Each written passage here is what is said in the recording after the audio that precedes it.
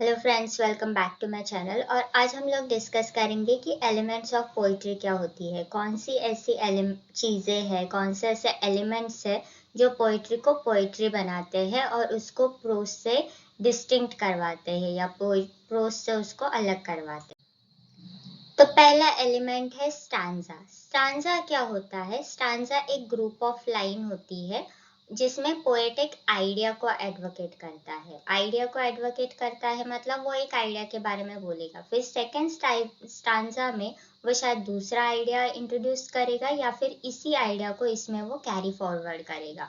वो एक यहाँ पे अगर उसने फ्लावर के बारे में बात की है तो फिर इस स्टांजा में शायद वो ट्री के बारे में बात करेगा, फिर नेक्स्ट स्टांजा में वो शायद किसी गर्ल के बारे में बात करेगा। तो हर एक स्टांजा में वो क्या करता है, एक अलग अलग आइडिया को आइदर एडवोकेट करता है या फिर एक नया आइडिया इंट्रोड्यूस करके या फिर उन्हीं आइडियाज को वो एक दूसरे के साथ कनेक्ट करता जाएगा। अभी वर्ड स्टांजा कहाँ से आया? तो वर्ड स्टांजा इटालियन वर्ड से लिया गया है जिसका मतलब होता है रूम। तो ये एक तरह का एक रूम है जिसमें एक आइडिया के बारे में बात की जाएगी, दूसरे आइडिया में दूसरा आइडिया का बात की जाएगी या फिर इसी आइडिया को कैरी फॉरवर्ड किया जाएगा। तो अभी स्टांजा के टाइप्स कौन से? तो पहला है मोनोस्टिच, जो होता है वन लाइन स्टांजा, मतलब एक ही लाइन को विदाउट फुल स्टॉप उसी लाइन को कैरी फॉरवर्ड किया जाता है। जैसे अगर आप इसका एग्जांपल लो, पैराडाइज लॉस्ट में 16 लाइन तक एक लाइन जाती है, एज इन एक लाइन पूरा 16, एक जो पूरा फुल स्टॉप तक का लाइन है वो पूरा 16 लाइंस में चला जाता है। तो उन सबको केस में ये करेंगे हम लोग, वो सिर्फ एक ही स्टांजा है, ठीक है। तो वो जो 16 लाइन तक वो बिना फुल स्टॉप के वो लाइन चलती रहती है, तो वो क्या हो गया? मोनोस्टिच हो गया। कपलेट क्या होता है? 2 लाइन का स्टैंजा होता है, इसको हीरोइक कपलेट भी बोलते हैं कभी कभी, और ये इसने फेमस करवाया था अलेक्जेंडर पोप ने। वो हीरोइक कपलेट काफी अच्छे से लिखता था। जैसे 2 लाइन का स्टैंजा होता है, अगर आप हमारे हिम्स को भी देखो तो वो 2 लाइन्स में होते हैं, जिसमें 2 लाइन में कुछ सक्सेसिएंटली कुछ बात की जाती है। और कपलेट्स को यूजुअली कभी कभी क्या करते हैं, पोयम के एंड करने के लिए कपलेट का यूज किया जाता है कभी कभी, कि उसकी वजह से फिर एक पोयम को वो म्यूजिकल नोट पे डिनोट कर एंड करते हैं, कंक्लूड करते हैं। और कपलेट की एक और कपलेट, हीरोइक कपलेट कब होता है? जब उसमें आयम्बिक पेंटामीटर यूज होता है, ठीक है। अगर कोई और लाइन मीटर यूज हुआ तो फिर वो हीरोइक कपलेट नहीं होगा। वो हीरोइक कपलेट तभी होगा जब आयम्बिक पेंटामीटर यूज किया जाएगा। और इसको किसने फेमस करवाया था? अलेक्जेंडर पोप ने। फिर जो तीसरा टाइप है वो है टर्सेट, जो 3 लाइन का स्टांजा होता है, जिसको टर्जा राइमा भी बोलते हैं। 3 लाइन जो एक दूसरे को राइम करती है, इसमें फर्स्ट और थर्ड लाइन को राइम किया जाएगा एक दूसरे से। और ये शैली ने काफी पॉपुलराइज किया था, टर्जा राइमा। फिर होता है क्वार्टेरन, जो एक 4 लाइन का स्टांजा होता है, इसको कभी कभी बैलेड स्टांजा भी बोलते हैं। तो इसमें क्या होता है, फर्स्ट सेकंड थर्ड फोर्थ, तो इसमें सेकंड और फोर्थ लाइन को राइम करवाएंगे, ठीक है।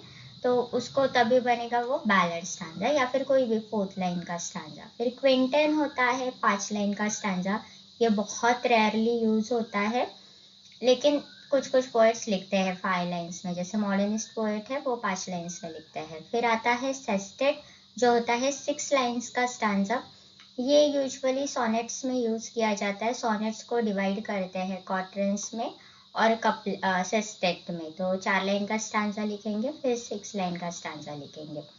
फिर आता है सेप्टेट। सेप्टेट होता है 7 लाइन का स्टांजा, इसको राइम रॉयल भी बोलते हैं क्योंकि ये जेम्स वन ने इसको पॉपुलराइज किया था, या फिर जेम्स वन ने इसका काफी यूज किया था। अभी किंग, वो जेम्स वन किंग थे, इसलिए ये राइम रॉयल हो गया क्योंकि एक रॉयल ने उसको यूज किया था।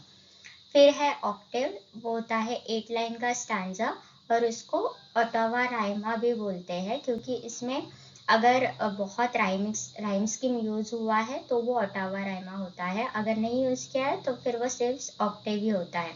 ओटावा राइमा इटालियन पोएट्स काफी यूज करते थे, जैसे पेट्रार्क ने उसको काफी यूज किया है।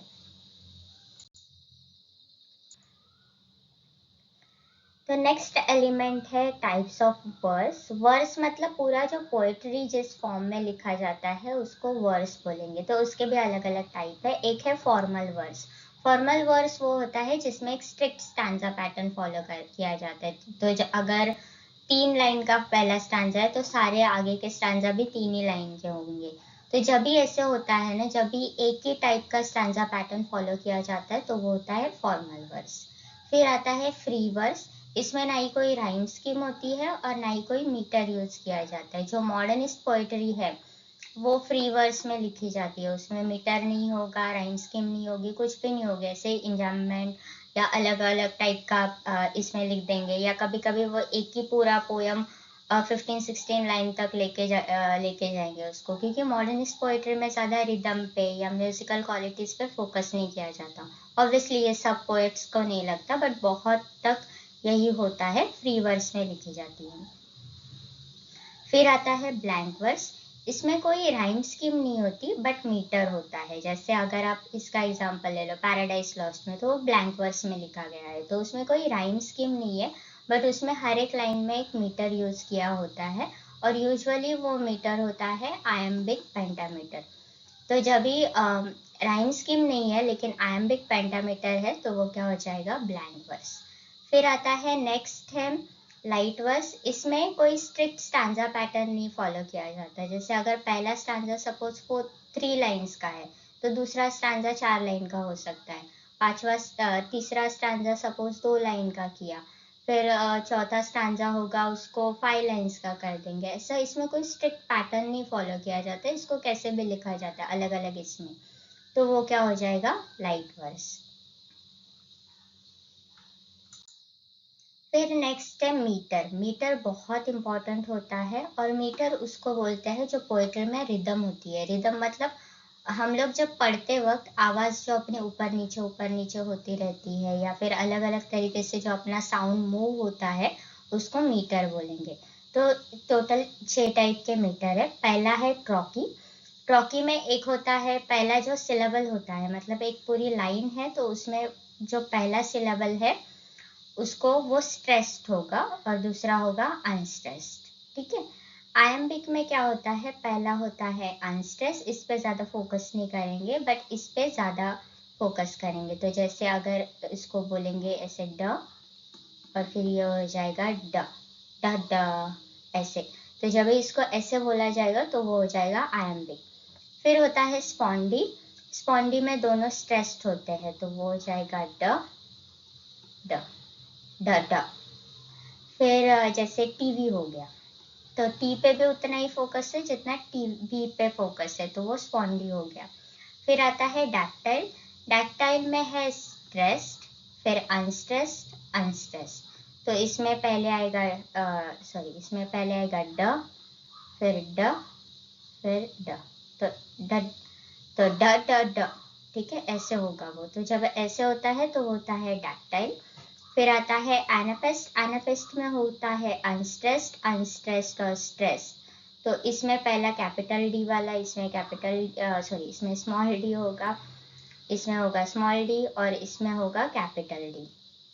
फिर एक में होता है अनस्ट्रेस्ड, अनस्ट्रेस्ड। तो इसमें एकदम बहुत ही सिंपल वे में किसी को बोला जाता है, या फिर अपने वोकल कॉर्ड उसमें ज़्यादा एक्टिवेटेड नहीं होते, वो होता है फेरिक। अभी ये सब तो मीटर हो गया। अभी इस मीटर को कितनी बार वो एक लाइन में आता है उस पर से फीट डिसाइड होता है।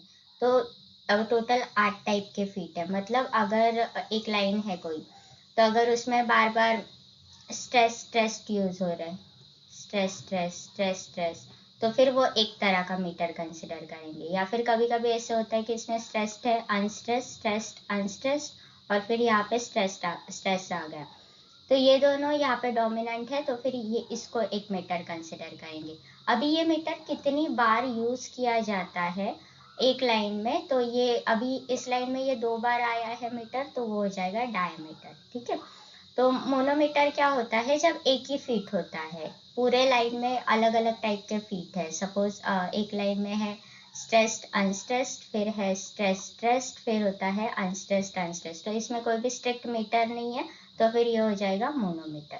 अगर 2 टाइप के मीटर है फुट है इसमें तो वो हो जाएगा डायमीटर। ट्राईमीटर में 3 एक ही जैसे होते हैं तो वो हो जाएगा ट्राईमीटर। टेट्रामीटर होता है जिसमें 4 तरीके के कॉमन मीटर होते हैं तो वो हो जाएगा टेट्रामीटर।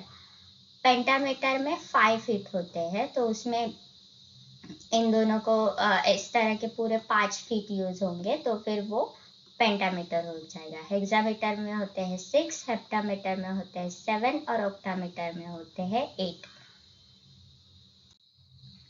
आई होप आपको वीडियो समझ में आ गया। अगर आपको मीटर पे और ज़्यादा क्लियर एक्सप्लेनेशन वाला वीडियो चाहिए तो प्लीज़ कमेंट में मुझे बता देना, मैं बना दूँगी। और अगर आपको ये वीडियो समझ में आया और पसंद आया तो प्लीज़ वीडियो को लाइक करना, हो सके तो चैनल को सब्सक्राइब करना और अपने फ्रेंड्स के साथ इसको शेयर करना। Thank you.